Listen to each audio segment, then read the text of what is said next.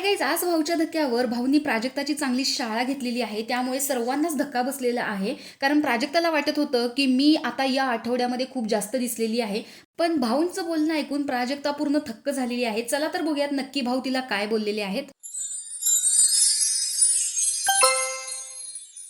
वेल done Prajakta, या आठवड्यामध्ये तुम्ही खूप जास्त दिसले गेलात. पण कधी दिसलात? ज्यावेळेस तुम्ही प्रभूंना टोमणे मारत होता, त्यांना घालून पाडून बोलत होता, त्यांना हडतूड करत होता. ठीक आहे, तुमचं काटा ग्रुपशी पटत नाही, पण जास्त वेळ तुम्ही या आठवड्यामध्ये त्यांना फक्त टोमणे मारण्याचं काम केलेलं आहे.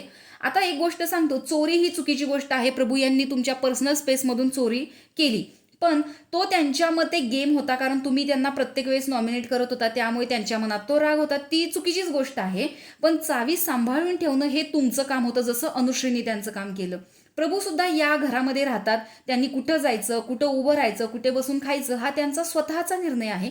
तुम्ही कोण आहात त्यांना सांगणारे की इकडून जा, तिकडे जा, इथे यायचं नाही, आमच्यात बसायचं नाही, तू फक्त आमचं ऐकतोस.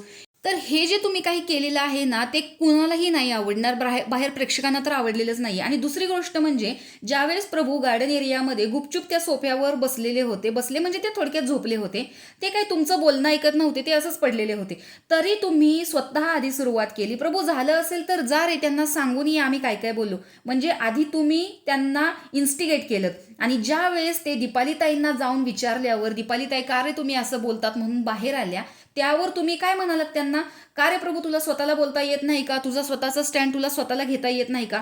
पण ज्या वेळेस आठवून बघा, ज्यावेळेस अनुश्री आणि तुमच्यामध्ये भांडण झालेलं होतं, दीपाली या किचनमध्ये काम करत होत्या आणि तुम्ही त्यांना जाऊन सांगितलं, त्यावेळेस दीपालीताई स्वतः बाहेर आलेल्या होत्या.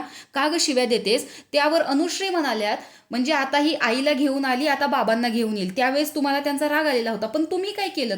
तुम्ही आता त्यांना तेच म्हणालात, अरे तुला स्वतः बोलता येत नाही का? दुसरी गोष्ट म्हणजे ती बाथरूमची. ज्यावेळेस तन्वी यांनी ते बाथरूम यूज करायचं ठरवलं, म्हणजे त्यांना सुद्धा तुमच्यासोबत त्यांनी ती शिक्षा स्वतःसाठी घेतली, त्यावेळेस त्यांनी ते कॉमन बाथरूम यूज केलं. त्याच्यावरती सुद्धा तुम्हाला वाद घालायचा होता की हिच्या कॅप्टन्सचं बाथरूम आहे, कॅप्टन्सी रूमचं, तरी सुद्धा ती ही कॉमन बाथरूम यूज करते. बरं, तिथे कोणीच नव्हतं, तुम्हाला तर बाथरूम अजून यूज करायचं नव्हतं, मग तुम्ही मुद्दाम त्यांना चिडवण्यासाठी किंवा हुसकवून देण्यासाठी ह्या ज्या गोष्टी करत होता, अत्यंत या बाहेर चुकीच्या गेलेल्या आहेत. तुम्ही बाहेर आलात तर तुम्हाला नक्की कळेल की प्रेक्षक तुमच्याबद्दल काय बोलतायत. एकंदरीत स्वतः नॉमिनेट असल्यामुळे प्राजक्ताने तिचा गेम दाखवण्यासाठी घरामध्ये वेगळ्याच काहीतरी गोष्टी केलेल्या आहेत, ज्या खूपच घाणेरड्या होत्या.